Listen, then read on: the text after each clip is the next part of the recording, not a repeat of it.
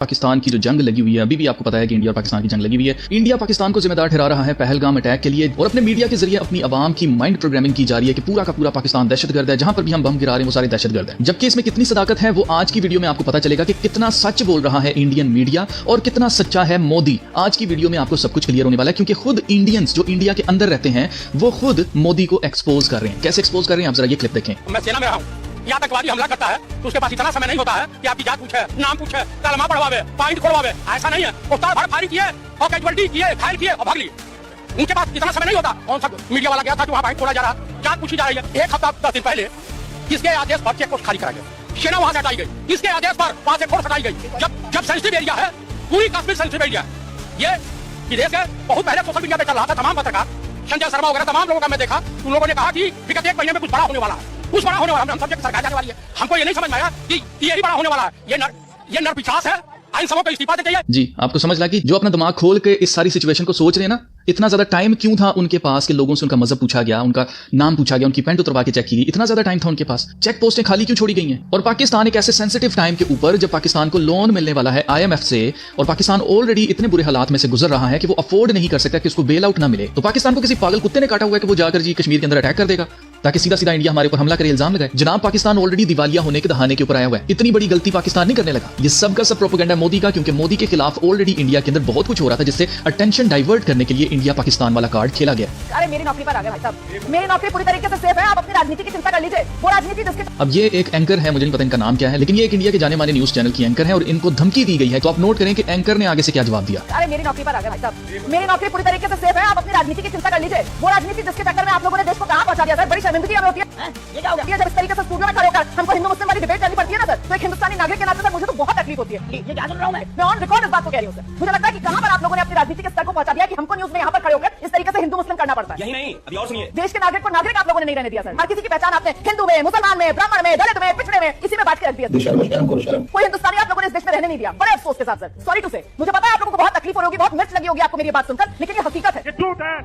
और यकीन मानिए सर, आप हिंदुस्तानियों को जब इस बात का एहसास होगा ना, तो आप सब लोगों को बहुत परेशानी होगी सर, क्योंकि हिंदुस्तानी जो है ना वो गिन गिन के आप सब लोग। ठीक है, आपके सामने है। अभी सिर्फ ये नहीं है भाई, अभी वीडियो शुरू हुई है, अभी बहुत कुछ है आगे। अब इंडिया के एक जज ने, जी हाँ किसी ऐरे गहरे ने नहीं, जज ने मोदी और इसकी टीम के खिलाफ FIR दर्ज करने के ऑर्डर्स दे दिए हैं। भारत के प्रधानमंत्री के खिलाफ FIR दर्ज करने के लिए कोर्ट ने ऑर्डर किया है। भारत के गृह मंत्री के खिलाफ, भारतीय जनता पार्टी के राष्ट्रीय अध्यक्ष के खिलाफ FIR दर्ज करने के लिए कोर्ट ने आदेश दिया है। देश में जो कभी नहीं हुआ वो अब हो रहा है नरेंद्र मोदी के दौर में, जब सारी संस्थाओं पर अंकुश लगाया जा रहा है। ऐसे दौर में एक जज ने नरेंद्र मोदी के खिलाफ, अमित शाह के खिलाफ FIR दर्ज करने के ऑर्डर दे दिए। ये ठीक है, आपके सामने है कि इंडिया के अंदर इस वक्त मोदी की गवर्नमेंट जाते हुए सबको दिखाई दे रही थी।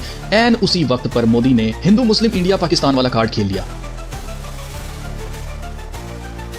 अब देखा जाए तो पहलगाम अटैक के अंदर बचाने वाले कौन थे, उन लोगों को फ्री में खाना पानी देने वाले कौन थे, जो लोग बचाए गए थे उस वाकये में उनको बचाने वाले कौन थे, जिन्होंने अपनी जेब से किराए देकर उनको उनके घर तक पहुंचाया और उसके बाद भी उनसे खबर लेते रहे, वो कौन थे, वो सारे के सारे जम्मू कश्मीर के मुसलमान थे। अब इंडियन मीडिया कितना सच्चा है और मोदी की गवर्नमेंट कितनी सच्ची है उसका हमें साफ साफ यहां से पता चलता है जब ये न्यूज सामने आती है कि India tells X to block over 8000 accounts. क्यों 8000 अकाउंट्स, जिसमें से इंटरनेशनल जर्नलिस्ट भी शामिल हैं, उनके अकाउंट्स क्यों बैन करवाए जा रहे हैं इंडिया के अंदर। जो झूठा होता है ना वही हमेशा कहता है कि भाई मुंह बंद कर दो इनका।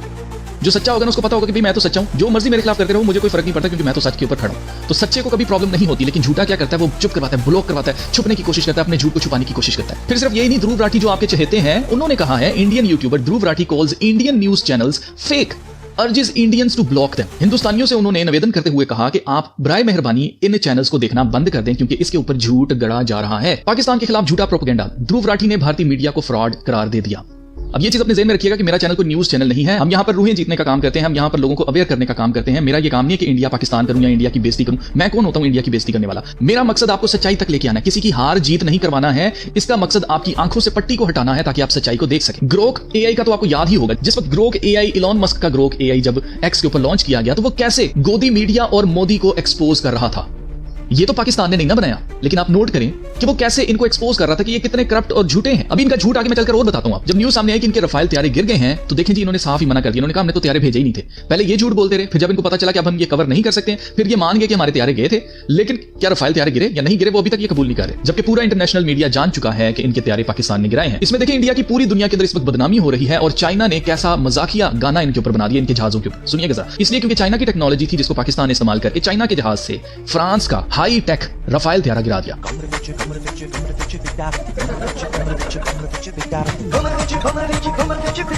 जर्नलिस्ट हैं इंडिया की, आप नोट करें कि वो क्या कह रही हैं। वो कह रही हैं appalling how large sections of Indian media are simply lying, सिर्फ और सिर्फ झूठ बोल रहे हैं। The scale of misinformation right now is terrifying. The abdication of basic journalistic principles is unprecedented even by our already low standards. ठीक है, वो कह रही है हमारी मीडिया का स्टैंडर्ड वैसे ही बहुत ज्यादा लो है। पुअर जीडी बख्शी जो इनका जनरल बख्शी है, उसको कहना पड़ गया है is having to tell anchors about fog of war and not believe everything that they hear. Even कि जनरल बख्शी ने कह दिया है मीडिया से कि भाई ऐसे ही ना रिपोर्टिंग करते चले जाओ, पहले उसको वेरीफाई करो क्या वो बात हुई भी है कि नहीं हुई है। फिर ये अमोक नाम से एक अकाउंट है ट्विटर के ऊपर जो कि न्यूट्रल बात करते हैं हमेशा, आप नोट करें, उसने कहा है ही attacked Karachi port from Noida studio. अब ये वो क्लिप इसका चलाया जा रहा है मेजर का, जिसमें ये कह रहा था ना कि कराची पोर्ट को आग लगा दो, ये कर दो, वो कर दो। तो आप नोट करें कि इसने कहां पर अटैक किया है, कराची में नोएडा स्टूडियो में बैठ के इसने अटैक किया है। Indian media and the panelist guests are doing the circus, this is 00 IQ coverage. ये सब के सब इंडियंस हैं, ये कोई पाकिस्तानी नहीं है जो कि यहां पर ट्वीट्स कर रहा है। अब इनको भी कहो देशद्रोही। फिर सागरिका घोष नाम से MP हैं, एक पॉलिटिशियन है इंडिया की, उन्होंने कहा है last night was the most shocking example of the disaster that is most of India's TV media and some social media fake videos and misleading lies were unleashed for hours on the unsuspecting public. यानी कि public बेचारी जिनको पता ही नहीं है कि हो क्या रहा है, उनको क्या रिपोर्टिंग की जा रही है मीडिया के जरिए, झूठ बताया जा रहा है, मिसलीड किया जा रहा है। Dear media in highly sensitive and tense times, please do verify and check before putting out every piece of news.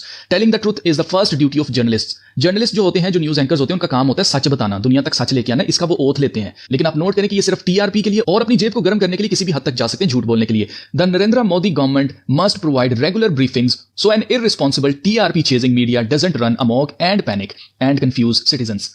Satya में विजेता जो ये कहते हैं let truth triumph is our national motto. उन्होंने याद कराया भाई हमारा तो मोटो ही है, हमारा तो नारा ये है कि सच में जीत है। सच में अगर जीत है तो सच बोलो तो सही, झूठ बोली जा रहे हो, हर चीज में झूठ बोल रहे हो। फिर आप यहां पर देख सकते हैं सुहांसी हैदर जो एक डिप्लोमेटिक अफेयर्स द हिंदू के लिए ये करती है, ये भी एक जर्नलिस्ट है, इनका कहना है government also needs to update its communication strategies for credible information. A daily media briefing does not suffice for the needs of 24 hours news during a fast paced escalation as was evident last evening. यानी कि कल रात जो कुछ हुआ है वो सारे के सारे इसके ऊपर शर्मिंदा है, इवन के सारे जर्नलिस्ट जो हैं उनके सर झुके हुए हैं। तो इसलिए अजीजों प्लीज किसी भी बात पर यकीन करने से पहले उसको वेरीफाई करें, थोड़ा सा रैशनली हो के, थोड़ा सा लॉजिकली सोचें उसको कि ऐसा होगा तो क्यों होगा।